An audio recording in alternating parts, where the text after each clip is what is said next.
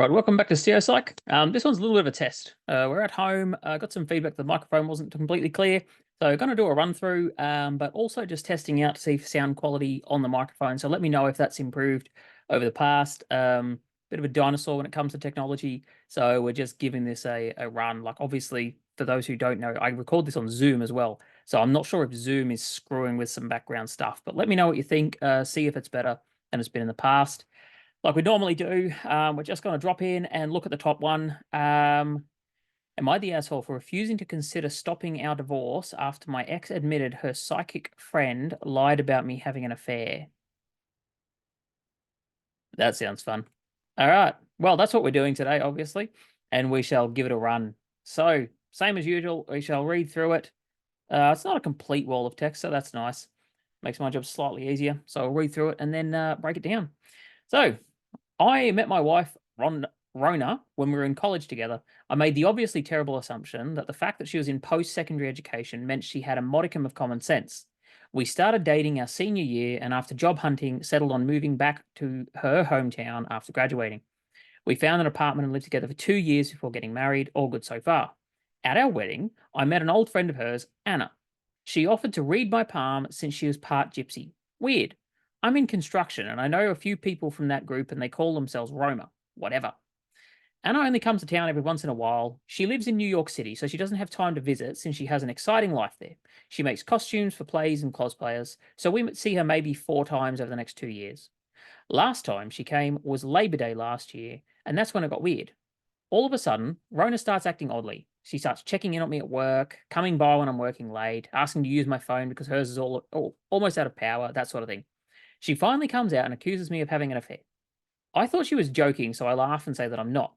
This sets her off like a Roman candle, because Anna told her I would laugh it off when Rona came for the truth. I laughed because it was ridiculous. I barely had time for a relationship with my wife and my job. I'm home all weekend long. When I go golfing, her brother is almost always either in my foursome or at the club. And most importantly of all, I love my wife. I wouldn't do anything to harm her. And yet she takes the word of Anna, the psychic seamstress, over mine. She asks to leave our apartment. She asks me to leave our apartment. I say no because I've got nowhere else to go. So she leaves and moves back with her parents. They think she's nuts too. I spent the next few months working and trying to convince her that I'm not cheating and I wanted to come home. I don't get invited to Thanksgiving because it would be awkward. I didn't even stick around for Christmas. I went home to see my family. They've been following all this stupidity without commenting until then. At Christmas, they had an intervention. They said my wife was having a break from reality and that she wasn't coming out of it.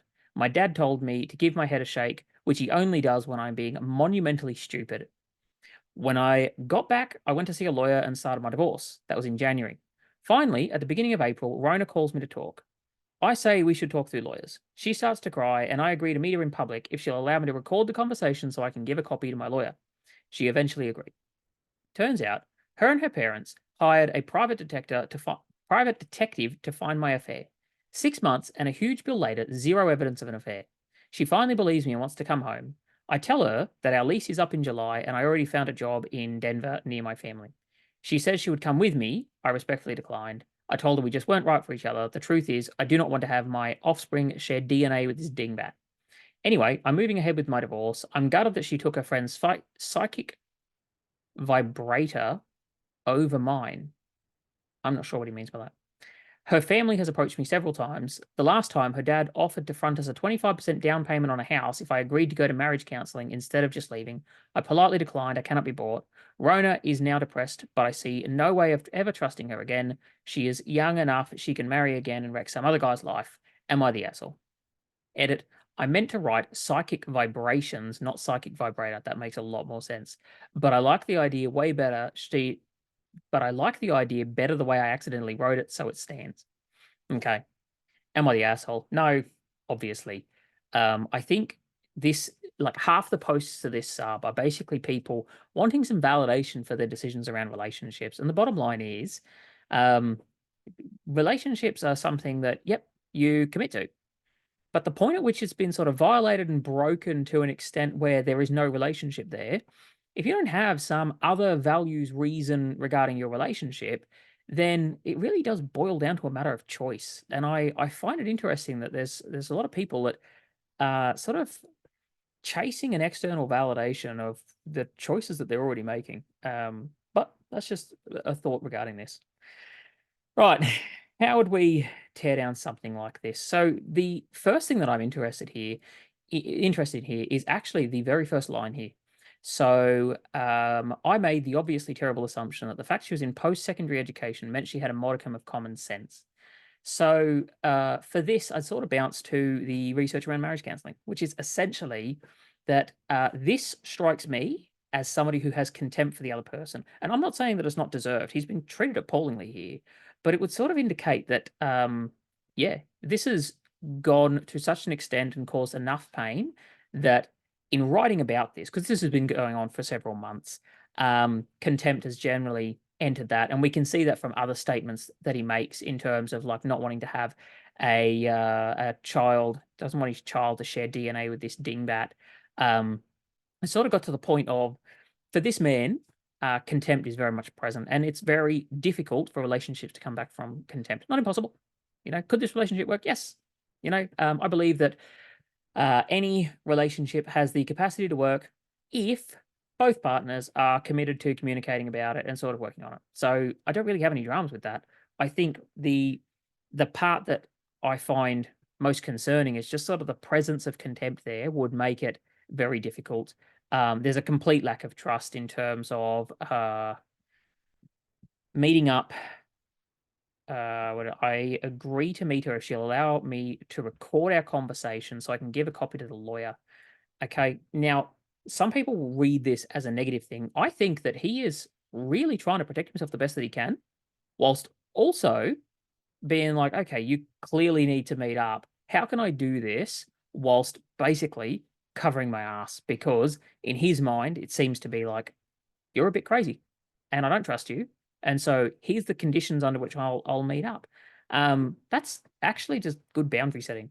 I know that might seem rough, but I think he's actually being kind and going, how can I sort of compromise and meet your needs, even though I don't have to, in a way that I also still feel sort of covered and safe with somebody who I don't trust at all. Um, I find it a little curious here. He mentions just as a matter of course, as if it's a perfectly normal thing that he's been investigated by a private detective. Where is that? Right. Turns out her and her parents hired a private detective to find my affair. 6 months and a huge bill later, zero evidence of an affair. Now, this dude just mentions this. Generally speaking, being investigated by a private detective is a somewhat stressful experience, particularly if you sort of become aware that somebody has just literally been investigating your life in any way they can get a hold of, which often in a situation where like they have access to your ex-partner, she usually knows things about how to get into parts of your life. So I'm curious about how this is just mentioned as just a thing. Nobody cares about it. I'd be very curious as to this person's thoughts about how do you feel about the fact that probably your privacy was just utterly violated in a fairly extreme way.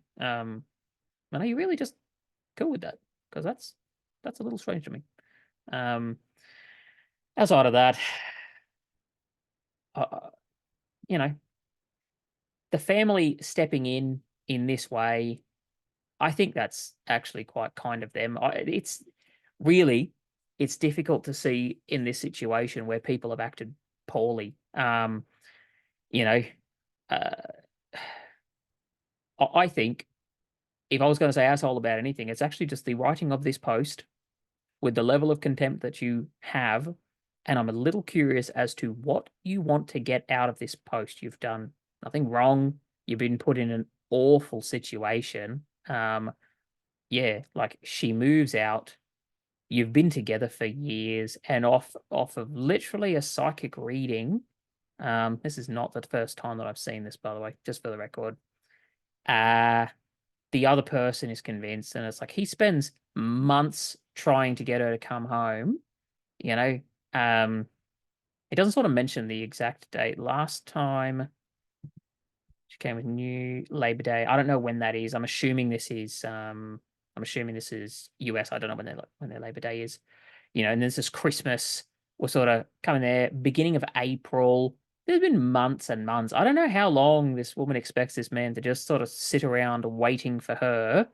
But, I see this as a fairly committed bloke who's invested, and he's like, you've made a mistake. That's a stupid mistake, but I'm willing to work with this. And over a period of months, he's sort of worn down to, I don't, no, we're not coming back from this. And they can sort of do whatever they want at this point. I think if he has already mentally exited, I think there's some integrity here where he says, Dad offered us 25% down payment on a house. If we go through with this, I can't be bought. It actually takes some integrity to turn down that's probably a fair amount of money that we're talking about. And he's like, no, this isn't about that. Rona is now depressed, but I see no way of ever trusting her again. I just think that is the realistic view of this situation, to kind of go, yep. If the trust is gone, I don't know how you come back from that. It's like, yes, do I know how you come back from this? Yes, I'm a clinical psychologist. I can think of ways. We're talking huge time investments for something which, at the end of the day, I would, before taking any steps, I would want to know how, like, if this bloke has any capacity to be able to re-enter a relationship here. Because I think if you can't buy in with a huge sum of money, and that doesn't even twist the radar. It's not a blip. It tells me this bloke is mentally exited. He's gone. Is there a possibility of other things going on? Absolutely. We're talking like months. Again, I don't know when Labor Day is, but it's been months and then Christmas and then months until April when she contacts again. Like, we're talking 8 to 10 months. This bloke is possibly moving on with his life. And well, not possibly. It sounds like he is, trying to at least sort out work and that kind of stuff. Yeah, so a rubbish situation. What do you do with it? Not much. It's a fairly sort of, I don't know about cut and dried isn't the right way to say it, but it is a fairly straightforward situation where it's like, okay, there's some stupid things that have happened in here. Don't believe psychics. That's just how it is. Don't do it. Yeah, we get taught in our studies essentially how to be a psychic. I won't lie, I could be a great psychic because a lot of it is just super common sense, a basic knowledge of human behavior, and then just fishing for things. And you can create these sorts of problems. And this Anna has just come into somebody else's life with a wrecking ball at the end of the day. And I just, this is why we have registered professions, that if you go and do the wrong thing and you have massive consequences in somebody's life, you get in trouble for that. The reason is that we expect for you to be executing your,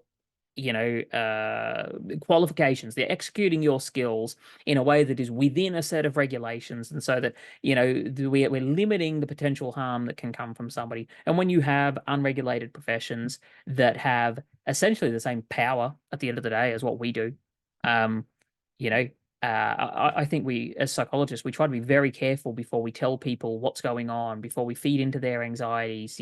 I have people ask me a lot, oh, is this person cheating on me? Blah, blah, blah. Like, at the end of the day, my job is usually we have to drop back to the evidence to sort of go, oh, I'm not a mind reader.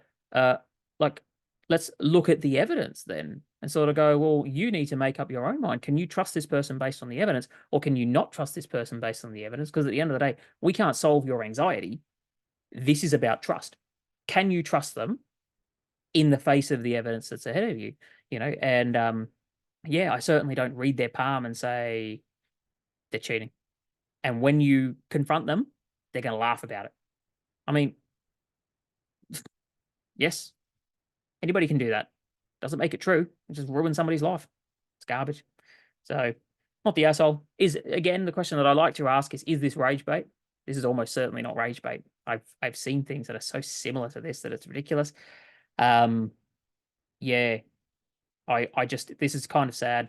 A bloke who, he's pretty invested. I think she's lost something pretty cool here, sitting around for 8 months whilst sort of trying to convince your wife to come back. He's upfront about the fact that I love my wife, and it's not all blokes that would say that. But at the end of the day, yep, gets to a point where the respect is gone. All right, we shall finish up there. I noticed that the video is blinking every now and again, so I'm assuming that's my next thing that I got to go and fix. But hopefully the sound is a little better here. Thanks for joining us, and like it if you think it's cool. Subscribe if you want to see more like this in the future. All right, catch us, guys.